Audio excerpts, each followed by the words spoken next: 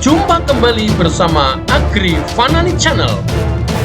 Surabaya menjadi salah satu pintu pulangnya TKI atau pekerja migran Indonesia. Mereka yang positif COVID-19 dirawat di Rumah Sakit Lapangan Indrapura, Surabaya. Semua yang terkonfirmasi positif memang rata-rata tanpa gejala atau OTG hingga gejala ringan. Meskipun demikian, bagi yang mempunyai komorbid seperti hipertensi, obesitas, gula darah, dan sebagainya perlu diwaspadai. Bagi pasien dengan ciri-ciri khusus akan dilakukan uji WGS tentang varian baru. Gejalanya hampir sama, tapi virus sebagai makhluk hidup juga belajar menyesuaikan diri. Sebagaimana halnya pasien reguler, 80% pasien Rumah Sakit Lapangan Indrapura dari PMI atau luar negeri. Penanganannya sekarang terbalik. Kalau dulu PMI dipisahkan dari pasien umum, sekarang pasien umum yang dipisahkan dari pasien PMI. Pasien dari PMI juga diberi edukasi yang tepat. Terkadang mereka yang dari luar negeri menerima informasi yang simpang siur tentang COVID-19, termasuk masalah aturan karantina. Yang jelas mereka dari luar negeri harus benar-benar sudah clear saat akan kembali ke keluarganya dan masyarakat. Sehingga tidak lagi ada penularan yang masif hingga terjadi kejadian yang luar biasa. Masyarakat pun tambahnya harus menerapkan kewaspadaan yang sama. Masyarakat juga harus tetap menyadari akan bahaya corona dan jangan sampai abai. Yang merasakan gejala klinis COVID-19 harus lapor ke vaskes terdekat supaya ditangani. Vaksinasi harus jalan terus sehingga semua aman. Jangan sampai kita kehilangan satu generasi akibat pandemi ini jelasnya.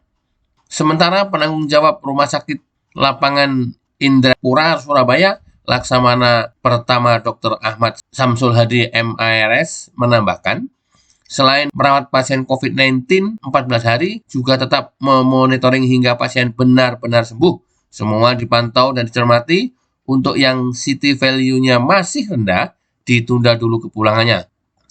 Tentang problematika yang khas di pasien PMI, dokter psikiater atau spesialis jiwa, Mayor Laut Dr. Nikadek Ratmadewi, Biomed SPKJ menjelaskan, kebanyakan dari PMI menghadapi kendala mental psikis. Hal ini dipicu karena saat kepulangan mereka berharap segera sampai dan berkumpul dengan keluarganya. Ternyata mereka harus menjalani aturan karantina, apalagi kemudian terinformasi positif COVID-19 dan mengharuskan diisolasi minimal 14 hari.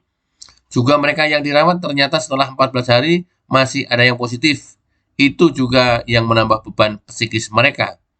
Untuk itu kami lakukan terapi psikis dan juga konsultasi.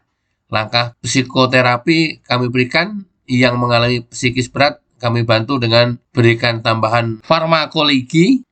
Juga dari relawan mendampingi ada program teman curhat yang juga membantu mengurangi beban masalah psikis yang diderita para pasien PMI. Melalui penanganan psikis pasien, kami berharap mereka segera bangkit, pulih dan kembali ke keluarganya. Demikian informasi dikutip dari berbagai media massa. Oke teman-teman, demikian informasi yang dapat saya sampaikan. Mudah-mudahan bermanfaat. Tetap jaga kesehatan, lindungi diri, dan patuhi protokol kesehatan. Jangan lupa like, subscribe, dan share ke media sosial Anda. Wassalamualaikum warahmatullahi wabarakatuh. Dadah!